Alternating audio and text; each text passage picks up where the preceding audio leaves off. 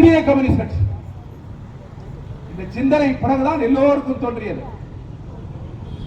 Namboodiripad EMS Namboodiripad கேரளாவில் அமைச்சர், இந்திய கம்யூனிஸ்ட் கட்சி முதல் முறை ஆட்சிக்கு வந்தது. அவர் நிலமில்லாத ஏழைகளுக்கு நிலங்களை பகிர்ந்தளித்தார். பிறகுதான் ஜோதிபாசு, நிர்மல் சக்கரவர்த்தி, பலர், அச்சுத மேனன் போன்ற பலர்.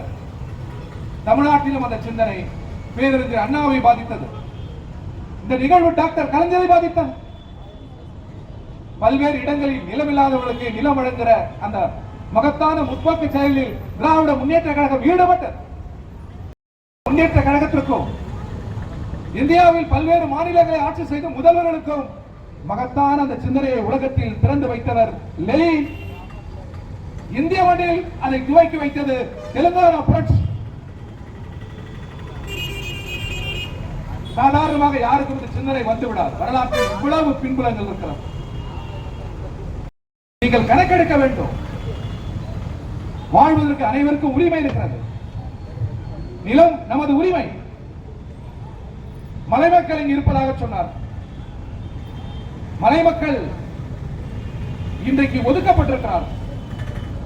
மலைகளில் தான் நாகரிகம் பிறந்தது.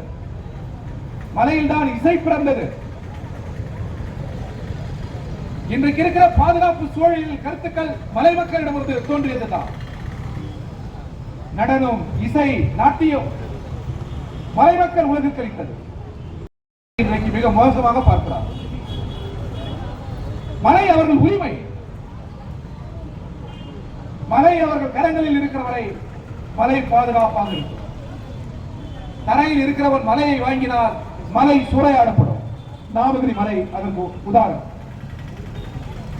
எனவே கடல் சார்ந்த மக்கள், மலை சார்ந்த மக்கள், அது அவர்களின் உரிமை என்று கம்யூனிஸ்ட் கொள்கை விளங்குகிறது. கொண்டிருக்கிற மாணவர்கள் எல்லாம் இதை நீங்கள் குறிப்பில் எடுத்துக் கொள்ள வேண்டும். கம்யூனிஸ்ட் கட்சியின் கொள்கை அத்தகைய கொள்கை. இப்பொழுது உங்களிடத்தில் லதா, மணி போன்றவர்கள் பெயர் பட்டியலை வாங்கியிருக்கிறார். லதா போன்ற, மணி போன்ற தோழர்களுக்கு இருக்கிற மிக சிறப்பு என்னவென்று சொன்னார், அந்த பட்டியலை அவர்கள் வைத்துக் கொள்ள மாட்டார். உரிய அரசு அதிகாரியிடம் அது செல்லும், முதல்வர் வரை செல்லும். தொடர்ந்து அது என்ன ஆனது என்று கேட்டுக்கொண்டே இருப்பார். நம்மை நம்பி இவ்வளவு மக்கள் வந்திருக்கிறார், வீடற்றவர்கள். அவர்கள் கிராமங்களில் சுடுகாடு இல்லை, தண்ணீர் வசதி இல்லை. நாம் கூட்டணியில் இருக்கிறோம். நாம் திராவிட முன்னேற்ற கழகத்துக்கு ஆதரவு அளிக்கிறோம்.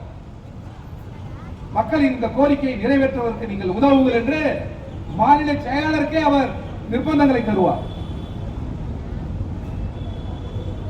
கொடுமையை தமிழ் மண்ணில் எதிர்த்த இயக்கம் எது? அடித்தால் திருப்பி அடிங்கள் என்று நம்முடைய சகோதரர் திருமாவர்கள் விடுதலை சிறுத்தைகள் இன்றைக்கு சொல்வார் அல்லவா? அவர் சொல்வதற்கு முன்னால் அதை சொன்னவர் சீனிவாசராவ், செய்து காட்டியவர் தோழர் சீனிவாசராவ். கீழே தஞ்சை அடித்தால் திருப்பி அடி, நிமிர்ந்து நில், ஏற்று கொடியை செங்கொடியை என்று மகத்தான புரட்சியை செய்து நம்மால் ஏற்க முடியாது. நிறைய பேர் கேட்கிறார்கள், முத்தரசன் மாநில செயலாளர் அடிக்கடி முதல்வரை சந்திக்கிறாரு, அவர் சொன்னால் கேட்பாரா? அது ஒன்று. சொத்து வரி ஏற்றுகிறாரே முதல்வர், சுடுகாட்டை தனியாருக்கு தருகிறார்களே, அதையும் ஆதரிக்கிறாரா முத்தரசன் இந்திய கம்யூனிஸ்ட் கட்சி? இந்த கேள்வி இருக்கிறது. நண்பர்களே, எழுதி வைத்துக் கொள்ளுங்கள். நாங்கள் முதல்வரை ஆதரிக்கிறோம், திராவிட முன்னேற்ற கழகத்தை ஆதரிக்கிறோம். ஒன்றிய அரசு நாட்டை கெடுக்கிறது, புறவலையை நெருக்கிறது. தமிழ்நாட்டின் உரிமைகளுக்காக தமிழ்நாட்டு முதல்வரோடு இருக்கிறோம். நாட்டின் ஜனநாயகத்தை காப்பதற்காக திமுக கூட்டணியில் இருக்கிறோம். எல்லாவற்றை விட இந்தியாவின் பன்முக முக்கியம். அதை காக்க திமுகவின் அருகில் இருக்கிறோம். ஆனால் உழைக்கிற மக்களின் கோரிக்கை, ஏழைகளின் கோரிக்கை, விவசாயிகளின் கோரிக்கை, தலித் மக்களின் கோரிக்கை, பழங்குடிகளின் கோரிக்கை என்று வருகிற போது முதல்வரா அல்லது இந்த ஏழை மக்களின் கோரிக்கையா என்றால் கண்களை மூடிக்கொண்டு முத்தரசனும் கம்யூனிஸ்டுகளும் ஏழைகளின் பக்கம் தான் இருப்போம், முதல்வர் பக்கம் அல்ல. ஒரு அரசியலுக்காக முதல்வர் அருகில் இருக்கிறோம். அது அரசியல், காப்பதற்கான அரசியல். அந்த அரசியலுக்காக முதல்வர் விரும்பாவிட்டாலும் முதல்வருக்கு அருகில் நாங்கள் இருப்போம்.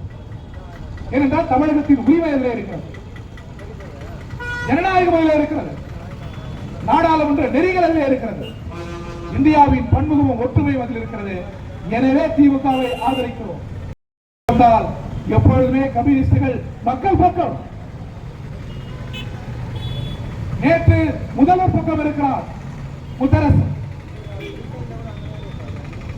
இதே காஞ்சிபுரத்தில் பேசினார். அது அரசியல். ஆனால் இங்கே அமர்ந்திருக்கிற மக்களா, இவர்கள் கோரிக்கையா தமிழ்நாடு முதல்வரா என்றால் முத்தரசனும் கம்யூனிஸ்டுகளும் இங்கேதான் அமர்வோம். மக்கள் தான் முதல்வர், அடுத்து ஆட்சியில் இருக்கிறவர்கள், அடுத்து மக்கள் தான்.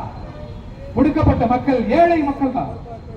அவர்கள் கோரிக்கை தான் எங்கள் லட்சியம், அவர்கள் வாழ்வுதான் எங்கள் அரசியல். அந்த எளிய மக்களை மேம்படுத்துவதுதான் கம்யூனிஸ்ட் பேர் இயக்கத்தின் கனவு. பெரியவர்களை வந்ததுடன் உங்களோடு வந்த படித்த ஆண், பெண், இளம் பருவம், இவர்கள் எல்லாம் இந்த அமைப்புக்கு நீங்கள் கொடுக்க வேண்டும். இந்த அமைப்பு டாக்டர் அம்பேத்கரின் கனவுகளை நிறைவேற்றுவதற்கான அமைப்பு, தந்தை பெரியாரின் கனவுகளை நிறைவேற்ற துடிக்கிற அமைப்பு. இந்த மகத்தான மனிதர்கள் விரும்பியதெல்லாம் சமத்துவம், சோசலிஸ்ட். அந்த கொள்கைக்காக இருக்கிற கம்யூனிஸ்ட் பேர் இயக்கத்தை நீங்கள் ஆதரிக்க வேண்டும். இந்த கோரிக்கை வெற்றி பெற வேண்டும் என்று வாழ்த்தி துவக்கி வைக்கிறேன். நன்றி, வணக்கம்.